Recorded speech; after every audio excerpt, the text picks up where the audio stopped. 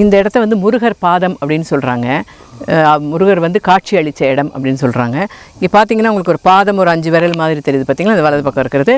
ஒரு முட்டி போட்டு ஒரு காலை ஊனி இருந்ததுனால ஒரு பாதம் மட்டும் தெரியுது. அந்த குழி மாதிரி இருக்கிறது அந்த வேலை வச்சு அப்படி இருந்த இடம் அப்படின்னு சொல்கிறாங்க.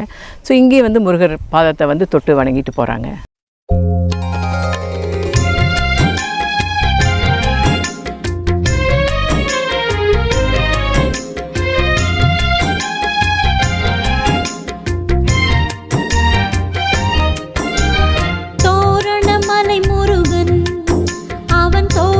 எழில் குமரன் தோரணமலை முருகன், அவன் தோற்றத்தில் எழில் குமரன்.